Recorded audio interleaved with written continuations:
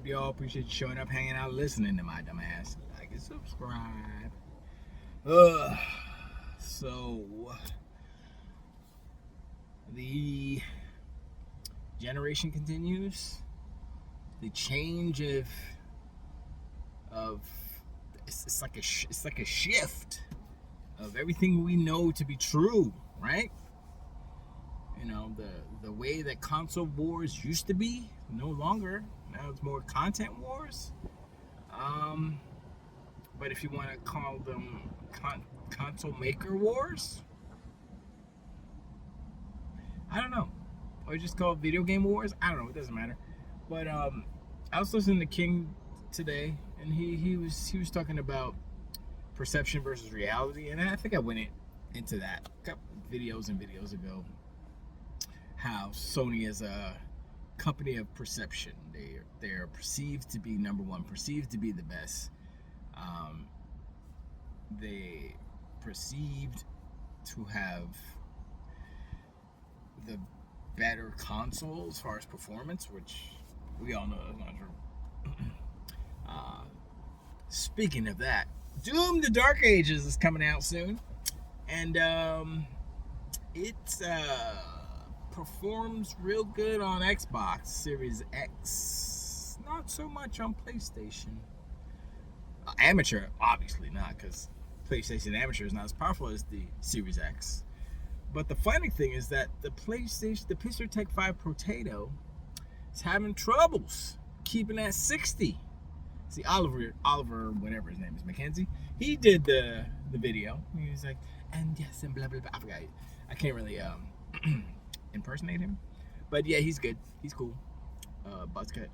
And he basically said that it was funny how he said it too, because he was like, he said Xbox is king. Let's just say that, because that's what he said. Quote. And basically he said it could be possible that the Xbox drops a frame here or there. That's what he said. It could be possible, but it never happened when he tested it. You see how it's so funny, right? I know Digital Foundry is connected to this, connected to that, you go all the way through, Sony's there, right? And so I'm like, they're not paid shills for Sony or whatever, but they don't want to put a glance and blow upside PlayStation's face, you know what I'm saying? So they put in a little, it's maybe a possibility that the Xbox version drops a frame once in a million years, but it was perfect. I was like, why you put the caveat before it? Just say it was, and you say Xbox is king. And even the Protato is just like, struggling. Got blurry ass blur. Graphics is whack. No. What was it? I think the resolution was better, but the performance, nah, bro. And the resolution wasn't even better like all the time. It's like it could reach up to, what'd they say? 1650 or something like that. But it goes down to 12 something. I was like, how is this $700? And then people are like, well, the Xbox is $730. Actually, PlayStation Protato is $830 if you want to be real. So anyway, we went on that. We went through that already, you know. Semantics and people twisting, and that's why Sony did what they did, not including things to make it cheaper. They've done that multiple generations. But anyway, Doom is best on Xbox, period. And not because it's a Microsoft thing and they're gonna try to make their game work the best, whatever. They're doing exactly what all these other devs did to Xbox. They optimized for the box, right? And I mean, they did what they could on the PlayStation, but there's so much you can do. So this is what I'm saying. PlayStation's been holding back this generation as far as performance, maximum performance of these games, right? And all these devs have been catering and optimizing for PlayStation, which makes all the other versions lesser than. They could be better, could have higher frames and all that stuff, but no. They code for the PlayStation Protato, the PlayStation 5 Amateur, and the PlayStation Pistol Tech 5 Protato, and it leaves power on the table basically. And so this has been happening all this generation. But Microsoft is showing that, oh wow, look at this. Look how powerful the Xbox Series X is compared to the PlayStation 5. It's more powerful. And remember before, it's PlayStation's better because it's performing better. Why is that? Because they were fixing the game. But now, Microsoft has changed the game. The game is no longer the same. And so, the only way that Sony can do what Microsoft is doing is if they put their first-party games on Xbox. Like MLB The Show, they could be like, oh yeah, it runs better on PlayStation. Because they would do what Jim Ryan said that Xbox would do to Call of Duty, make it a lesser than version. I mean, there's probably ways that they can do that. They can, I don't know, maybe say, look, we don't have the budget to make it super dope. Our budget is such, this, that, and the third. And y'all say the PlayStation is more powerful, so it should be able to brute force through it, but it can't do it because it's not more powerful. And that goes back to King's talk, his TED talk, basically, is perception versus reality. And the thing that's interesting about perception versus reality is that the perception on the PlayStation side held by the casuals, they don't know any better. They only know what they've been told. They only know like zeitgeist or what, they're in their little bubble. But once they understand and once they get the knowledge that, oh, PlayStation ain't all that, they ain't got no, where are all the PlayStation games? Oh, there's Xbox games. Where's this game? I love Forza. This game is so dope. Where's the next one? Then they go look for some Forza. Oh, Forza Horizon 4. Can I get that on PlayStation? Xbox, Game Pass, G to the A. I got a Game Pass song percolating on already, and I'm gonna do it. And I need to take Kid Smooth out. I need to have the de facto Game Pass song. So I'm gonna do that probably before the end of the summer. It's gonna be Game Pass. It's gonna be dope. I already got the hook. Kinda, sorta. Anyway. So, and also, another side note, this is the new phone. I don't have a microphone for it yet, so sorry for the sound. And we'll see if this is good. I'm gonna order some mics. I couldn't use my old mic, obviously, because the new phones don't have headphone jacks. Technology.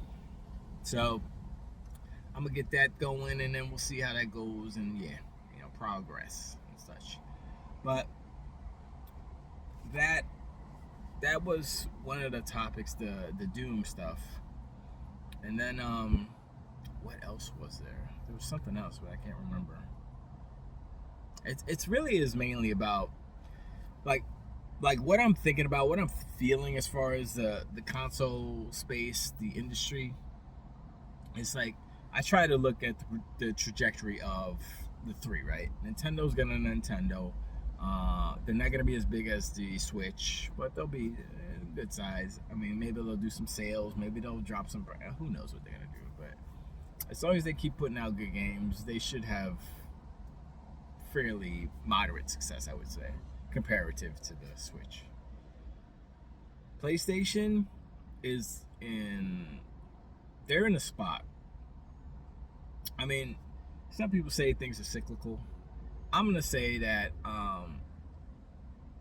PlayStation right now is in the spot where Xbox 360 was at the end of that generation. PlayStation 3, Xbox 360. It's a total reverse, right?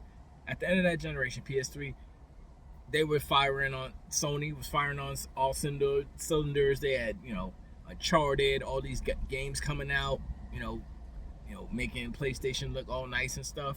I mean, they didn't win that generation because it's really about hearts and minds, not so much about arbitrary console numbers, because I ain't gonna say they cheated, but they played the game, what, 2 or 3 years longer than Xbox did. So Xbox took their console off the market, the 360, and then PlayStation continued to sell PS3s in order to pass the number that Xbox was. That's how they won. That's not winning. That's a little pitiful, I'm just saying. But now it's flipped. And so now Xbox is coming up. They got their games. They got the momentum. They have all this positive news, except for the price hikes. But I think that's more to do with the environment, as far as capitalism and presidents and such. Like everyone is saying, everyone is expecting the PlayStation price to go up all across the board, because look, they saw Nintendo do it, right? And it's like, all right, we're gonna do it. Then they saw Microsoft do it, and it's like, we gotta do it now. And they need money more than Microsoft, more than Nintendo. And so it would be irresponsible of them not to do it, because everyone just gave them the green light.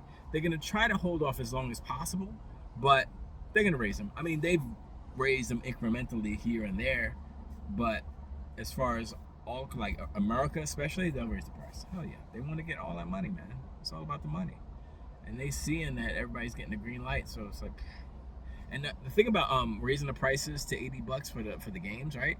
I am seeing something that is very interesting again, and that, like, Nintendo announced $80 verbal pricing, blah blah blah, right? And everybody was just mad, $80 blah, blah, blah, for Mario Kart World, that's not worth it, right? And then I was like, yeah, it's kind of not worth it, but whatever. I mean, if you can get the deal with the $50, that's fine. And then Microsoft did the same thing, right? $80 for some games, right? Probably just Call of Duty, but let's be real, and whatever else, who knows? And I was like, okay, but then Clair Obscur came out, $50. Oblivion Remake Remastered came out, 50.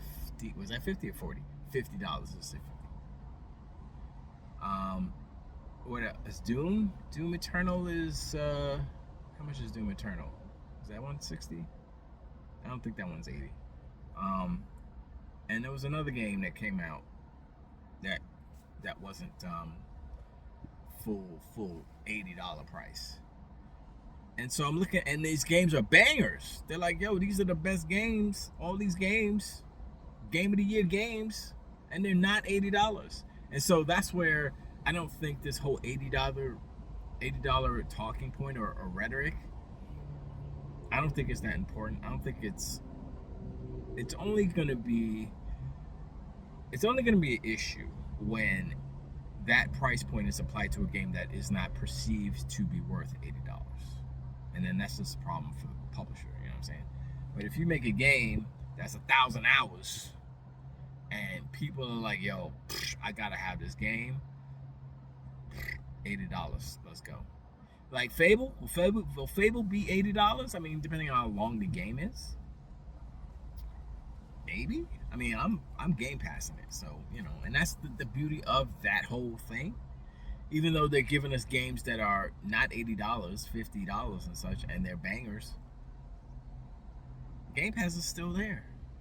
It's still saying, hey, what's up? Y'all want to play? So there's no issue with that I would say across the whole industry.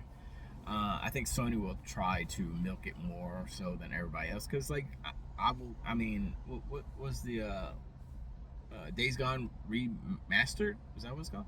How much is that? Is that an $86, $70 game? I don't even know. I haven't looked it up. So, you know, they're giving you very little and they're increasing the prices. They did the same thing with PlayStation Plus. They increased the price and took games out. And you're sitting here having a discussion about value and what Microsoft is doing. Microsoft is literally increasing the value of their consoles and of their infrastructure and of their games, of their ecosystem. And yet, and still, they didn't increase the price of Game Pass. And you can still buy a stick and stream if you wanna. So, you know, all these talking points are just, you know, console warriors that are just sad. I was gonna start doing videos about the flip floppers, the ponies that used to be bots. Primarily Crap Gamer, because he's been crying a bunch lately, talking shite to Phil Spencer on Twitter, and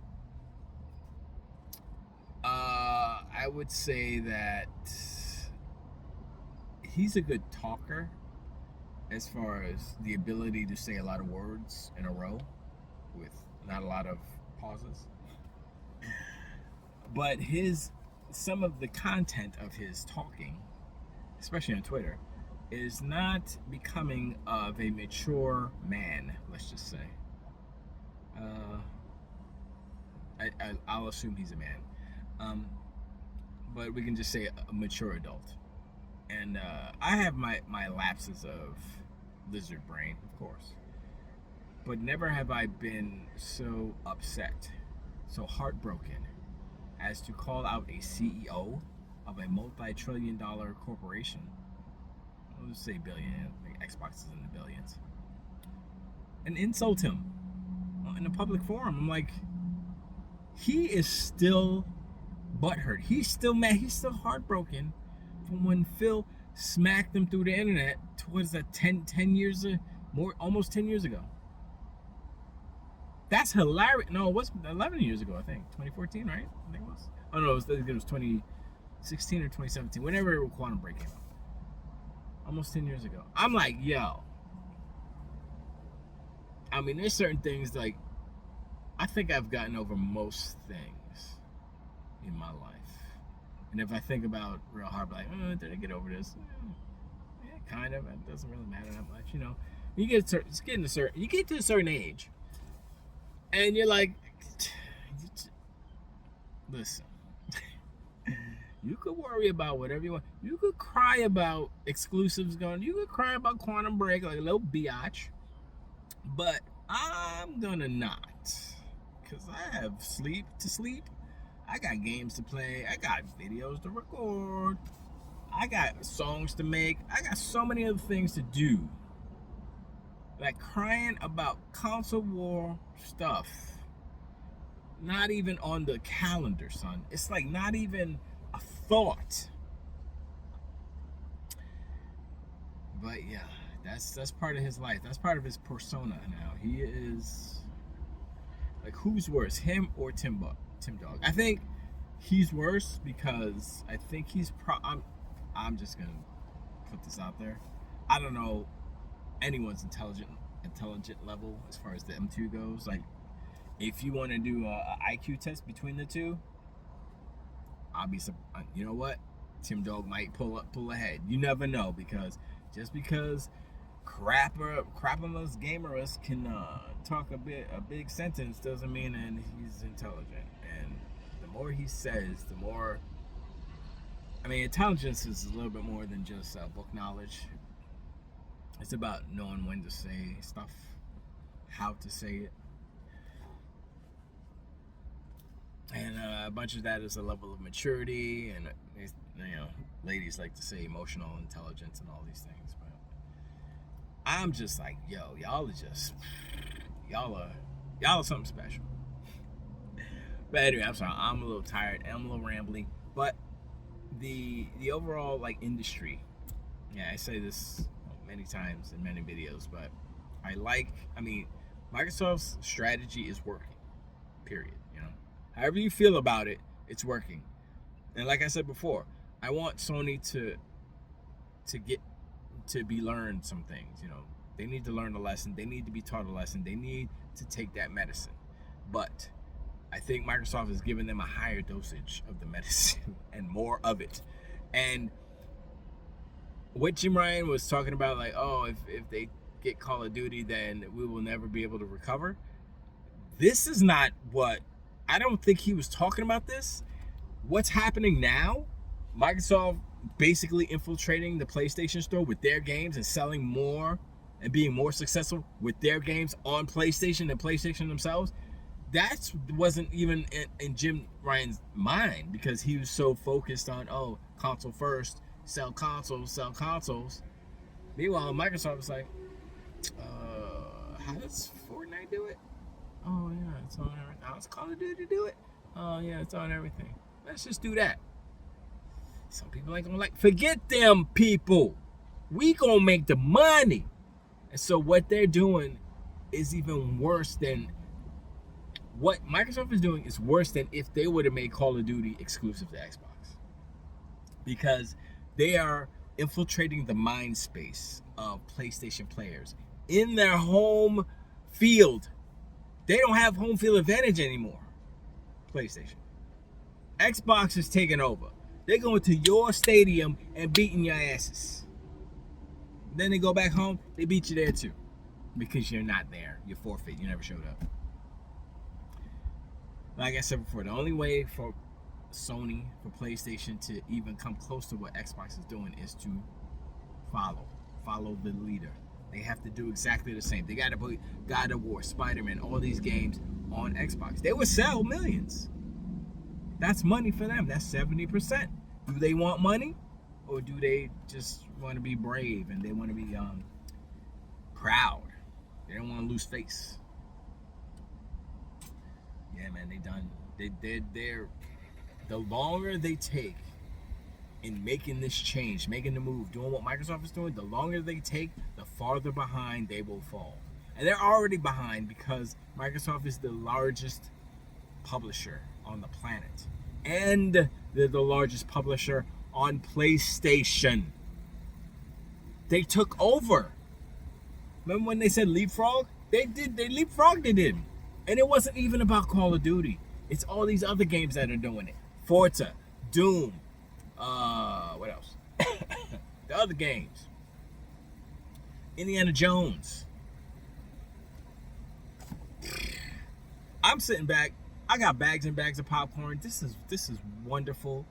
I'm so glad that this is happening. This needed to actually happen too, because the change in the industry for the AAA space is also changing. This goes back to the $80, the different price structure, and I feel like developers are getting it in their head, and publishers are getting it in their head that you don't need to make a 100-hour game. You make a 10-hour game, 15-hour game. You make a Clair Obscur, which is 30 hours, I hear. For RPG, that's all right. You make these smaller games. South of Midnight was that like 15 hours maybe?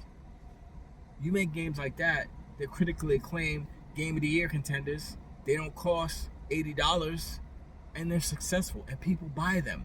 And they're priced appropriately so that you're not losing any money on it, because the budget was such. It wasn't a big, $300 million budget. It was maybe 150 million, 60 million. You price it accordingly. You sell proportionate amount as far as budget to price to how many you sell. You're making the same percentage of profit as if you would to sell. Actually, it's a safer bet because A, it's a less investment. B, it's a lesser price, so people are more inclined to buy it. And while it's on Game Pass, you're going to get that income anyway. So it just makes sense for the industry as a whole. And remember, industry's first.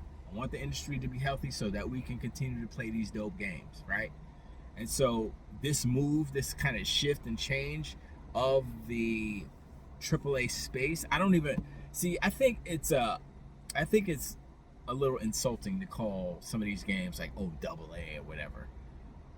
I think they're still AAA. They're just smaller AAA. They're shorter AAA. And I think that we need to get away from the length of the game dictates the, it really is about the budget. That's how they kind of calculate it. But even that, I think there needs to be a proportionate budget to length to price. And if they all fall into that criteria, I wouldn't know. I wouldn't know off the top what the actual ratio would be between the three numbers. But that makes more sense. I mean, I guess you could take a previous game that is 350 million, whatever the Spider-Man 2 was, 350, 325, whatever, and then you say, okay, it was that. They sold it for that, and how many did they sell? Was it successful? And those are the other things too. I mean, the other kind of factors you need to factor in to this formula to say, okay, it's still AAA. It's just, I mean, like, I think I like what Hellblade did, and they call it AAA indie. You know, that makes more sense. Although South of Midnight, I wouldn't consider that a AAA indie. It just harkens back to an older school type of game in some respects, in some mechanics. But anyway, I'm sorry, I'm rambling too much. But anyway, I appreciate you hanging out. Like, subscribe. Hit me in the comments below. Let me know what you think about the new phone. Of course, I know the audio's not the best, but we'll get to it. Let me also know what you think about Duel in the Dark Ages being the best on Xbox. Let's go. Comment in the comments. Say something else. Say something else that ain't true. And also, you know, the health of the industry, how you see these games coming out. I'm excited because we're getting a lot of games, and you know, a lot of not pundits, but content creators are out here saying the wrong things. They're saying, oh, Microsoft said all their games are gonna be $80 moving forward. I'm like, that's not what they said. They said some games are gonna be 80, just like Nintendo. It's the same thing. And so I'm like, you know, it's just a simple, it's semantics, yes, but it's incorrect. And when you say something stupid and incorrect, people take it and they get, oh, that's what that person said, I trust them, so, and then they spread it, and it's not true. And that's how the perception of things happens, and misperception. But anyway, I'll talk to you on the next one too.